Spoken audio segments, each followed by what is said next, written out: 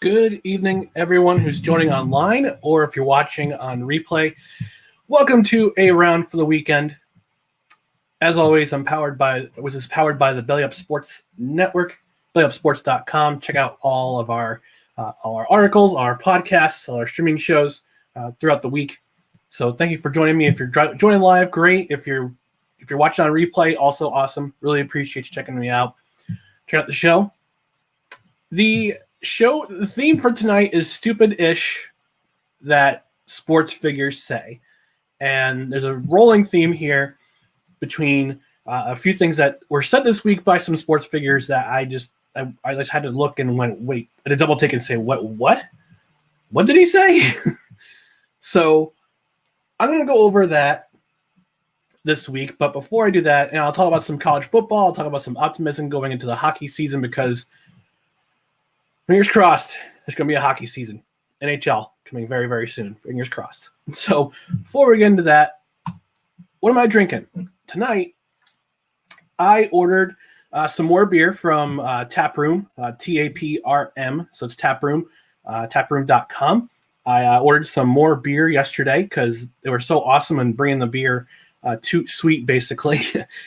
Came less than 24 hours after I ordered it. So I ordered some more beer from them. I decided to check out this stout called Snowman Stout from Jackalope. And I'll back up just a little bit. That's what the can looks like. Looks like a Yeti. This is from Jackalope Brewing Company. And as always, I'm joined by my mason jar mug. So we're going to dip into this. So let's begin the weekend. Yeah. All right, let's give it a pour.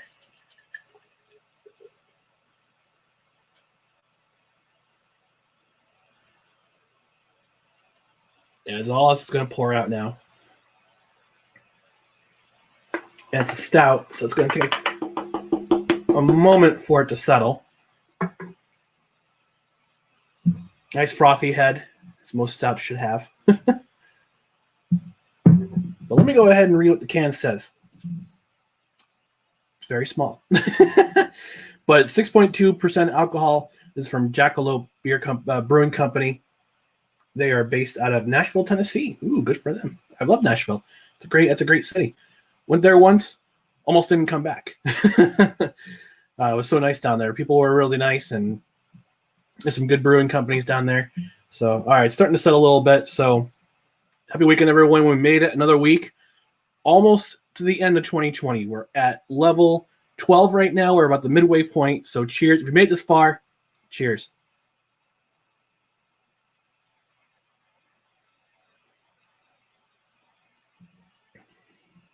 Ooh.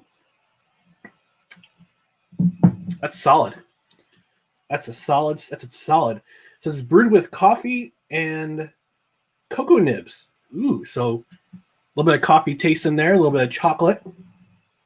A good winter stout, a good wintry beer should have hints of cocoa and hints of coffee. So I'm kind of glad that they went into. They decided to do this. They decided to do this kind of stout. Let me turn down my microphone there. All right. So let's get into our topic.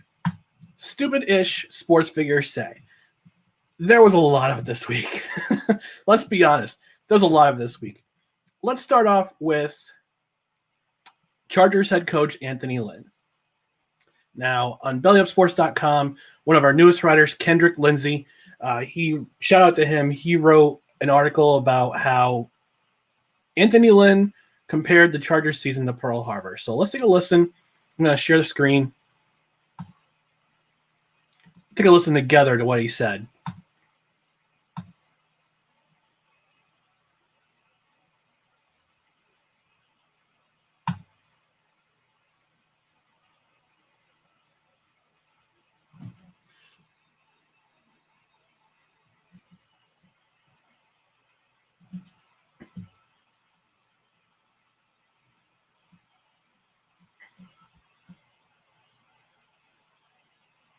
Okay, so hang on. I messed this up. All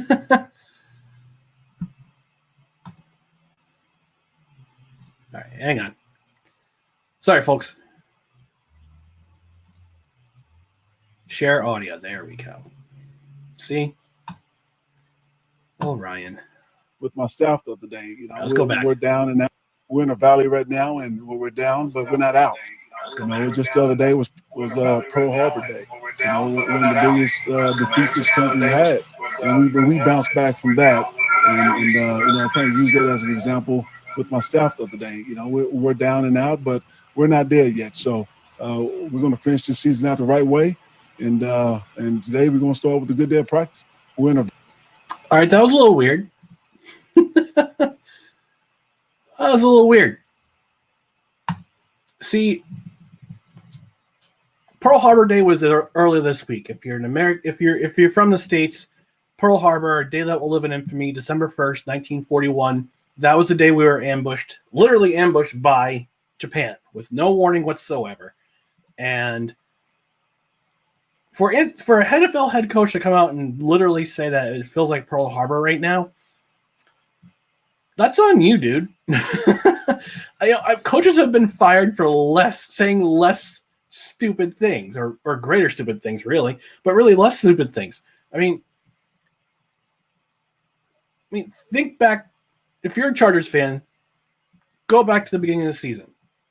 There are several wins where you're up double digits, and your team defense surrenders double-digit leads, and either you lose or you win by a score. But this is just really weird. This is really a stupid thing to say. And again, oh my gosh, I can't even think of the words to say. It was just a really weird. It's just really weird. That's really weird. I'm speechless. I'm a little speechless, actually.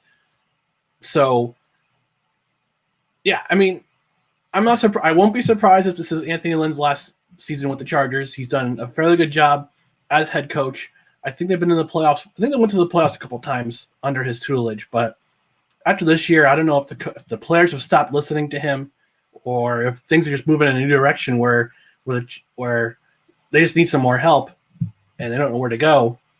This might be his last season. I actually had a chance to talk with someone from a Chargers podcast a couple weeks ago on my other show, on my Jets show, New York Jets show, Downtown Jets on Downtown Sports, and I asked him, is this Anthony Lynn's last season? Is he under a microscope right now? Because I know in New York media market, it's crazy. It's crazy. No matter which sport you're in, whether you're in football, basketball, baseball, hockey, you're under a microscope, and that's the toughest place to play in the world in the media sports market, because it feels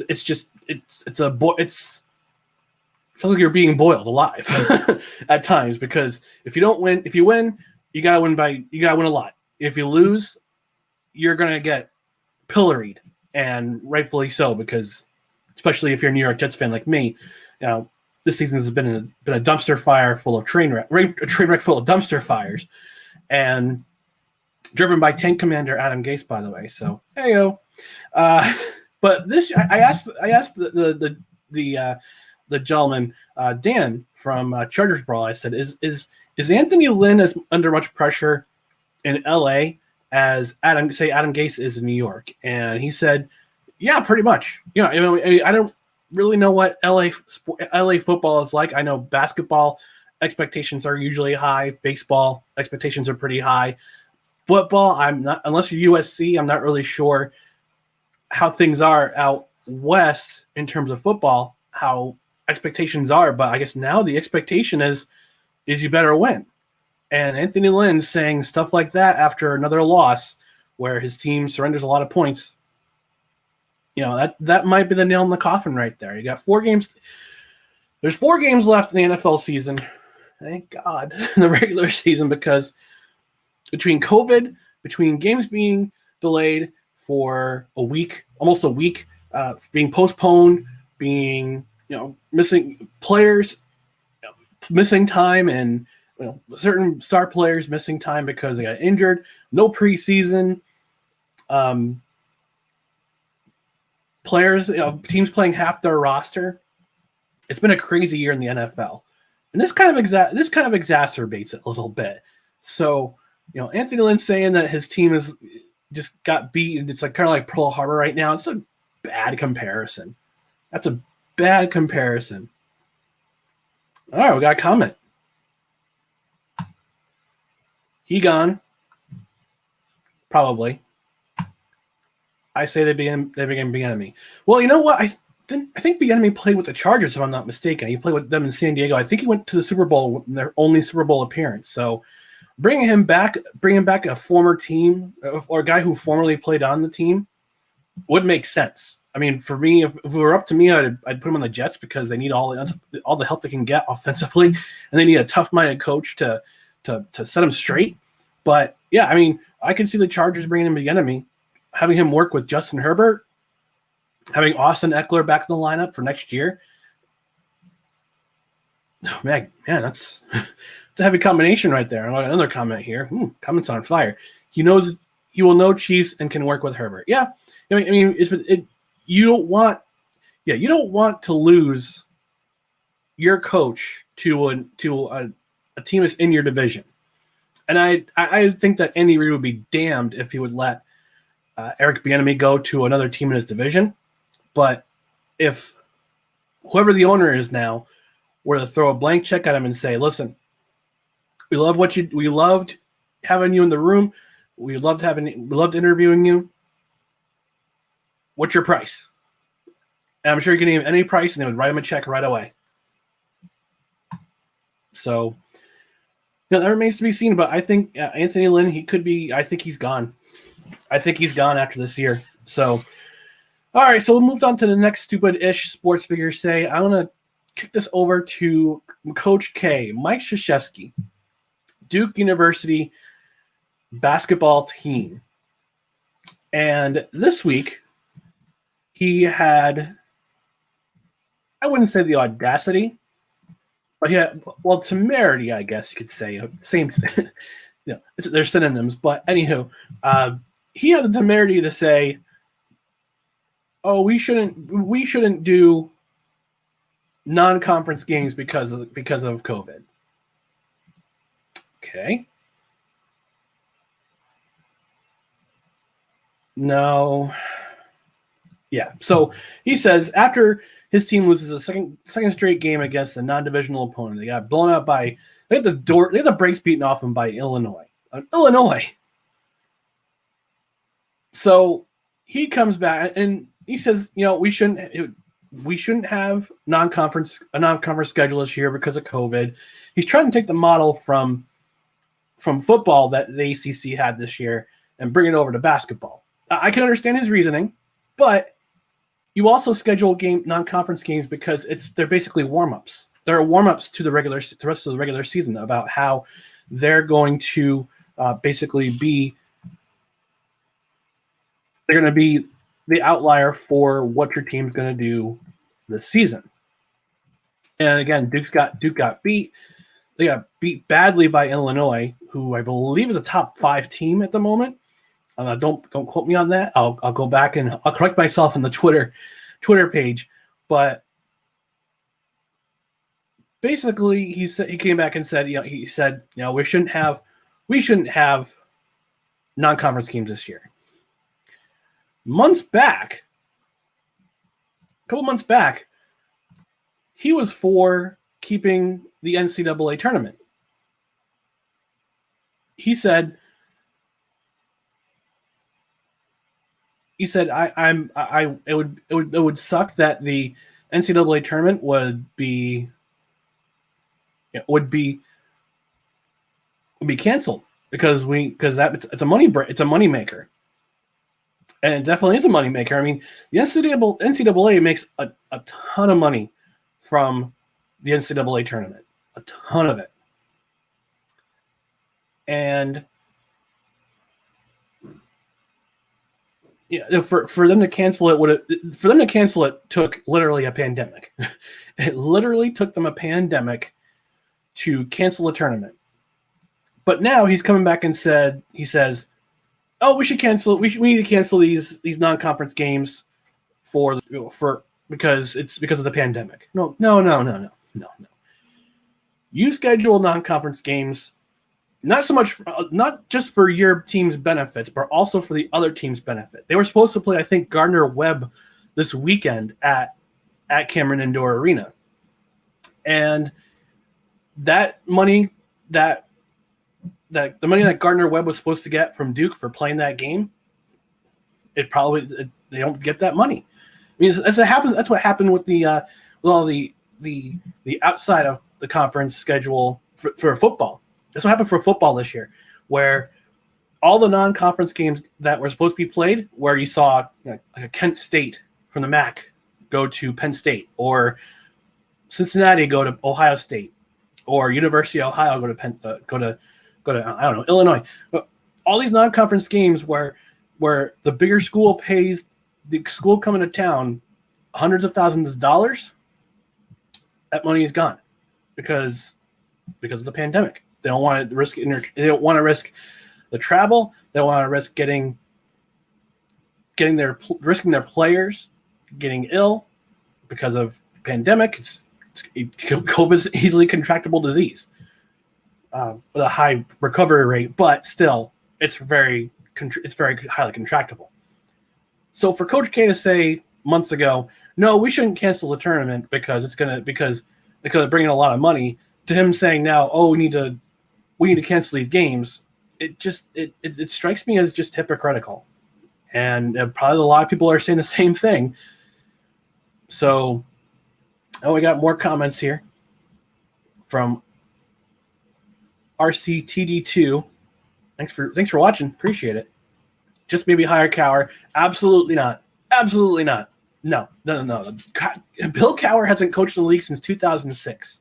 The only way Cower gets brought in, again, it's the same situation as Bieniemy, is that the Johnsons said to Cower, here's a blank check, name your price, we'll give you that money.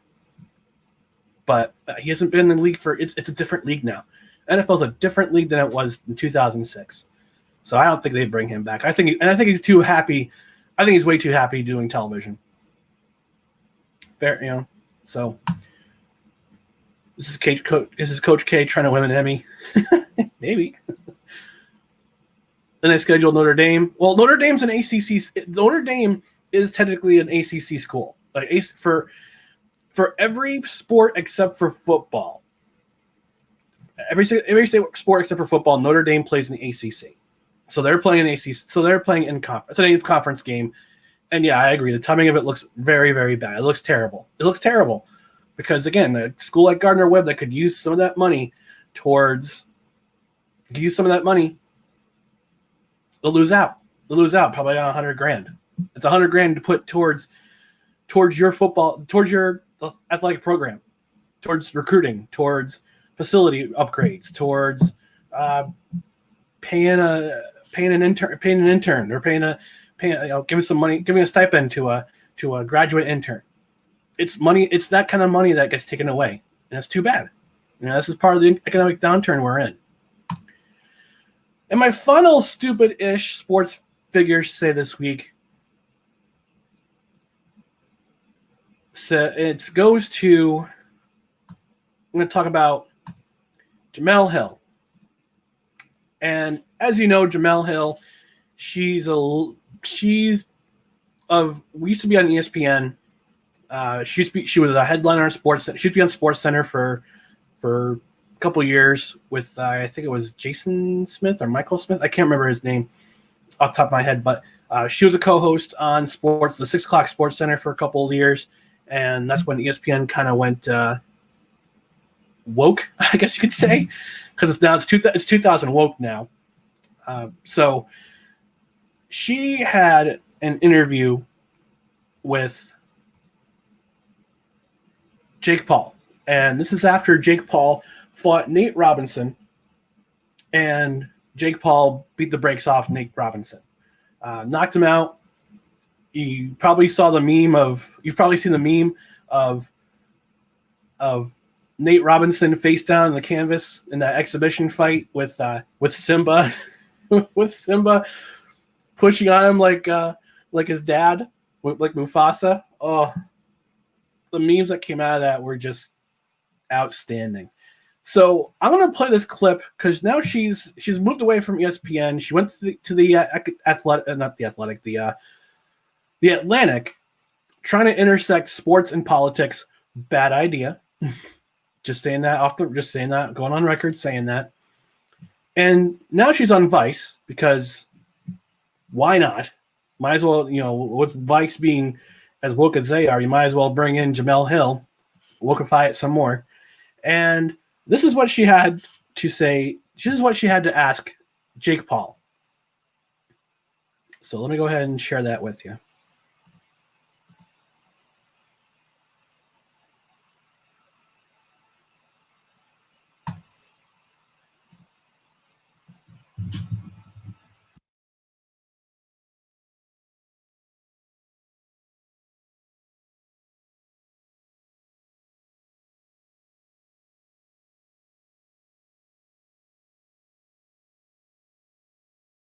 To be honest, I almost started to protest this show because why? I'll tell you why. And this is our question of the week. We saw what happened to Nate Robinson, so I'm going to ask Jake Paul right here in front of America. Jake, considering where we are right now in our racial conversation in America, was what you did to Nate Robinson racist? That is the question of the week. Man. Nah, stop playing with me. Come on. Listen, Jake, it's a sensitive time right now. We just had to witness a white man just knock a black man smooth out in front of all of America. So that's why I asked that. But just tell us about that moment real quick, because it looked like Nate was asleep before he ever even hit the canvas. Yeah, I mean, this is what we train for. At the end of the day, boxing's a sport. And you train to win, and that's what I went in there and did, and I worked hard for this. And Nate is the one who called me out originally. So I think he is frozen. Hey, can you hear me now? Yeah, I can hear you guys now. Oh, Sorry, okay, my Wi-Fi is unstable, like my relationship. Okay, so let's start from the beginning. Okay. First and foremost, was it racist to knock a black man out?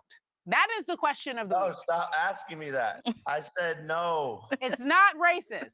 It's a shitty question. It's a sport. Why is it a shitty question? Why is it a shitty question? Because how does this have anything to do with race? It doesn't. It's a fine question. We got to wake you up. You got to be a part of this conversation. That's right. Like, because if you can go from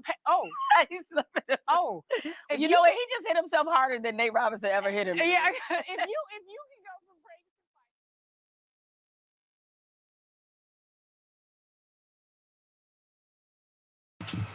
Yep. So if you want to keep yourself relevant, ask these stupid questions. Come on. Yep. So come on. I mean, jeez. So I'm clearly not a fan of Jemelle Hill. I think she's a little bit of. I think she tries to push the envelope in the conversation a little bit. She tries to act as she's a respected journalist, but now she just feels like a clown show. And for her and her co-host, I was like Carrie Champion, to ask that kind of question to a guy after he had a fight, it's just ridiculous. It's ridiculous. And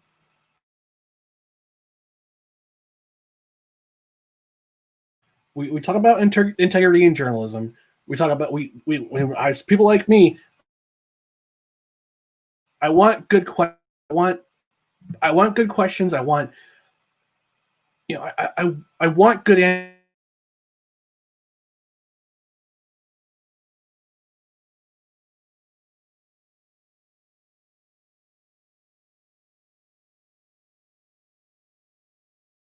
Like this that doesn't make me want to be part of journalism. I got my degree in journalism.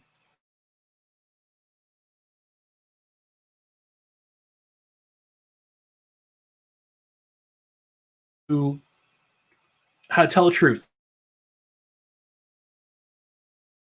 courteous, how to be professional.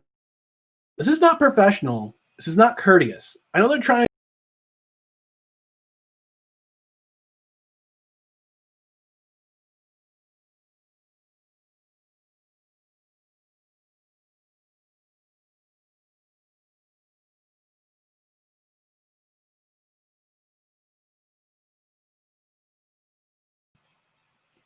Okay, am I back? Yep, I'm back.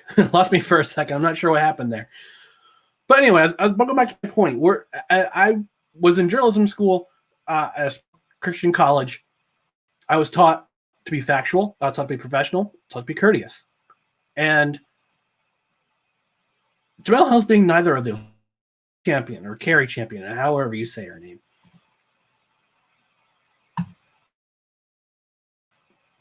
I'm back. I'm back, Chris Pinto. Chris Pinto of Belly Up Fantasy. Check out his stuff on Wednesdays at 8:30 Eastern time. They go over fantasy football in particular, but they go over fantasy sports. Hopefully soon we got fantasy hockey. So anyway, back to what about this interview, this stupid interview. I mean, if I were Jake Paul, I would have cut the cord and said, okay, that's a crappy question.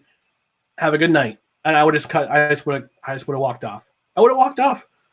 I would have pulled an R. Kelly and just walked off the set.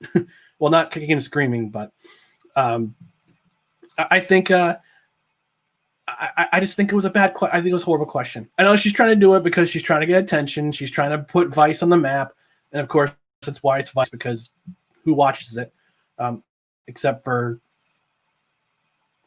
R. Kelly. I mean, nobody really watches Vice. I mean, she's trying to get back into her respective journalism, but no, I'm sorry. You lose my respect when you come up with crap. When you consider that journalism. It's not journalism. It's yellow journalism. It's awful. It's terrible. You lose my respect when you ask those kind of questions. I know you're trying to be shocking. I know you're trying to play it off as being a fun question. Ha ha ha. Don't ask questions like that. If you want to be a serious journalist, if you want to be a hard-hitting journalist, if you want to bring topic of conversation to the forefront on a certain topic, no. Don't ask those kind of questions. And also, intersection of sports and politics. Leave politics out of it, please. Okay. So that's it for stupid-ish sports figures say. I'm going to go on a college football rant again this week. Last week, I went on a little bit of a rant regarding BYU and Coastal Carolina and how ESPN was doing a disjustice to, I guess, an injustice to both BYU's and Coastal Carolina's programs on putting their game on ESPNU. To their credit, they did switch over to ESPN2 around halftime, before halftime of their game. Switched over to ESPN2 as bonus coverage. Good on them. Okay, great. Should have been on ESPN2 from the beginning. So this week is a special rant because of the Big Ten. Now, a couple months ago, actually probably about the first week of September, I wrote about how the Big Ten was a complete mess because initially they said we're going to go on we're going to have a season, we're going to have an intra-conference schedule. All our Big 12, all our 10 teams in the Big Ten are going to play each other. Great, awesome. 10 days later, cancel the season because they were expecting other conferences to join in. Only the Pac-12 joined in. And only the MAC joined in, and the Mountain West. Other conferences, the SEC, the ACC, Sun Belt, American, all those conferences, Conference USA, they said, nah, we're going to keep going. And they did. To their credit, they did. They went through COVID protocols. They had to cancel games or postpone games. And that's the smart part about some of these conferences, that they, instead of canceling games altogether, they just postpone them. Or if the schedule said, yeah, this game's not necessarily canceled altogether. So we want to complete the seasons in both the ACC, the SEC, I believe, is wrapping up this weekend because conference championships coming soon. I think in ACC, same thing. Clemson, Notre Dame, they're going to play in the championship. They figured, we'll wrap up our schedule. They've played enough games. We'll keep it safe. We'll have them prepare for the championship in a couple weeks. Fair. So before the Big Ten reactivated their season, they said in order to be eligible for the championship game, you have to play at least 6 games. Okay. You have to follow all these protocols and such. So Ohio State had 2 weeks of games that were canceled. 2 weeks in a row they were canceled. And they were at 4 games entering last weekend against Michigan State, took care of Michigan State. University of Michigan, Jimmy Harbaugh, who I think is going to go back to the NFL. He says, "No, we got too many kids who tested positive for COVID. We can't play our game against Ohio State." Interesting move, Jim Harbaugh, considering that Michigan's not that good this year. They've played 6 games. Already.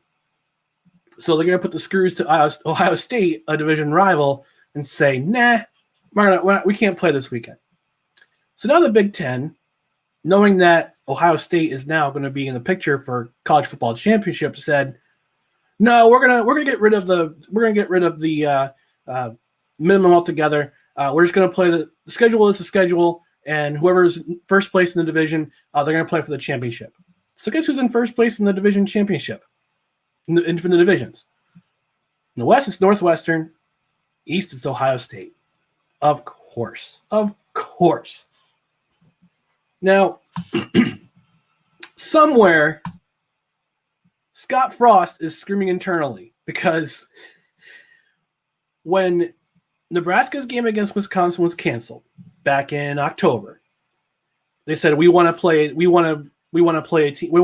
Chattanooga. We want to play Tennessee Chattanooga. We want them to come to town. They say they want to play us. Great. Big Ten put the kibosh on it. They said, nope, you got to play all your games in the conference only. And that was just unfair. I mean, if you're a team who wants to play and you can find an opponent to play, you should be able to play. But we got this old boy network of Big Ten schools like the Ohio States, like the Wisconsins, like the Michigans, the list goes on. The original Big Ten schools, they treat the other schools like redheaded stepchildren of mules, and it just strikes me as it rubbed me the wrong way. I'm a Penn State fan. Penn State plays in the Big Ten. Again, they've only been a Big Ten member for about 25 years, and again, they're also treated like a redheaded stepchild when it comes to conference play. It just strikes me as just as wrong. As wrong to treat one school more highly than the other because you want that sweet college football playoff lucre. And Ohio State's been ranked in the top 5 since the beginning of the season. Even when they weren't playing any games, they were still ranked in the top 5, which strikes me as just awful. But when you got the Big Ten, you got the Power 5 conferences, SEC, ACC, Big Ten, Pac-12, and the other one, Big 12, sorry. Having all this, they get together with ESPN and compile all this money and keeping all the group of 5 teams out. That it just makes me it doesn't make me want to vomit, but it drives me nuts because all these schools like Cincinnati, Coastal Carolina, those group of 5 teams, BYU, which is independent, they're not going to get any shot at the college football playoff because some big conference made the rules that we're going to move the goalposts a little bit closer so one of our big schools can play in the college football playoff. And I'll say this right off the bat. I hope Ohio State gets upset by Northwestern. I hope Northwestern beats them in the final seconds and they're out of the college football playoff because of what the Big Ten did. So that's my college football rant. I'm just frustrated to no end because you changed the rules. You made the rules at the beginning of the year, and then you change them. And you change them because one of your teams in the college football play supposedly they're going to be in the college football playoff. That's wrong. That's wrong. That's absolutely wrong. All right, so got some more comments in the queue.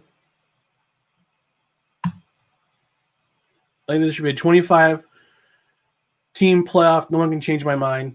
Well, I think they should expand it to at least 12 to include all the conference winners and have, I think, 4 at-larges, plus an independent.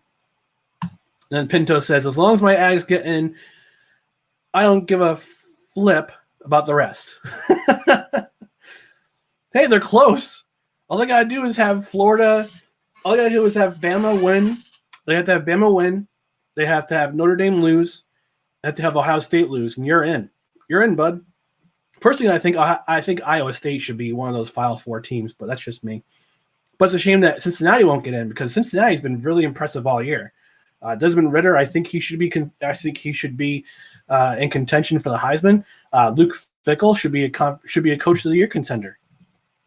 Probably not going to go to him because he's not a Power 5 coach. He's a Group of 5 coach. That's the way things go. Okay, so we're going to end up getting I'm going to wrap things up in just a second here. But before I do that, I want to give a partnership shout out to Hoff and Pepper Hot Sauce. They're awesome. I had their hot sauces in my fridge right now. I had Cameron, who's the social media director at Hoff and Pepper, on about a month or 2 ago, and she took me through all the sauces with some chicken nuggies. They were awesome. So this episode of A Round for the Weekend is brought to you by Hoff and Pepper Hot Sauce, handcrafted with farm-fresh jalapenos and habaneros. Hoff's original hot sauce has gone on to win numerous awards and gain international recognition. Hoff and Pepper Hot Sauce always strives to create sauces and seasonings that enhance flavors with balanced heat profiles. Every one of their handmade products is manufactured in Chattanooga, Tennessee. Ooh. It is not in Chattanooga. So Nebraska should have played back in October. So they're manufactured in Chattanooga, Tennessee, naturally vegan and gluten-free. So if you're into that kind of thing, if you're a vegan or a gluten-free person, there's your hot sauce. Shop today at hoffandpepper.com. And when you enter promo code BELLYUP at checkout, you'll save 10% off your purchase. So if you're looking for some ideas for Christmas, go to hoffandpepper.com, put in that promo code BELLYUP. Tell them that Ryan from Around the Weekend sent you. Speaking of Christmas gift ideas, let me show you the shirt I'm wearing. So this is in our BELLYUP Teespring store. It's not Christmas until Rocky knocks out Drago. These are facts. These are facts because I love Rocky IV. It's one of my favorite movies in the entire world because it ended the Cold War. And if you watched Rocky IV, you know that fight takes place on Christmas Day in Moscow. So let me show you where to go for this t-shirt.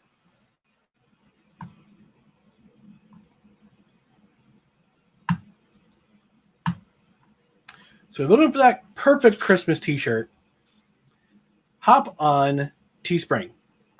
We have a shop. We have a Belly Up shop, Belly Up Sports shop on Teespring. Here's the design that I made. This is actually my design. I made this shirt design. Kev from Corner Booth. He's one of our department heads here. He helped me put it together. He got the. I made the design. He put the t-shirt on the website. There's the screen print. Please don't sue us, Dolph Lundgren or Sly Stallone. But this is what it is. It says not Christmas until Rocky knocks out Drago. And there's a back of the t-shirt. It has our logo, the Belly Up Sports logo. You can get it in several colors. You can get it in red. You can get it in white. You can get it in silver. You can get it in charcoal. And you can get it in green. Because red and green is usually the color for Christmas. So you can get yourself the regular fit. I'm wearing the regular fit. I'm wearing the 3X because of my broad shoulders. I got football player shoulders. So go to teespring.com. Search for the Belly Up Sports store. Get yourself some swag for Christmas or for the sports fan in your life. We got plenty of other shirts right here. I'll show you some of them. So not only do we have shirts, we also have leggings. We got pillows. So yeah, all of our stuff at bellyup.com from Belly Up Sports. We got stickers. We got sweatshirts with our logo. We got t-shirts with our logo. We got phone cases, tees, wall tapestries, stickers, leggings, tanks for our Go Tiger collection. Same thing with our Dolphin King. Hardcourt Honeys. Shout out to Jade and to Tyler and to Shay from Hardcourt Honeys. They have shirts out there. Hardcourt Honeys are Hardcourt Hunks. I'm a Hardcourt Hunk. I'm one of the first to appear on that particular podcast. I call myself the Hardcourt. I made the distinction of Hardcourt Hunk, so I guess they made it. I guess they made this shirt in honor of me, but I'm not going to take all the credit. Score Zag Score, Free Julio, Studham for Jared Stidham, Mac Truck. I wore Sam Darnold. I wore that shirt a couple weeks ago on the program, on the streaming show. LeBron James, Carson Wentz. We've got Tailgate collection. Which is our tailgate collection, which is our university shirts. So, if you're watching, if you're a University of Texas fan, there's Texas, Alabama, Ohio State, Michigan State. You know, we've got a number of schools here. If your school is not represented and you want to get yourself a tailgate T-shirt, let us know. Oh my gosh, I can't believe they did it.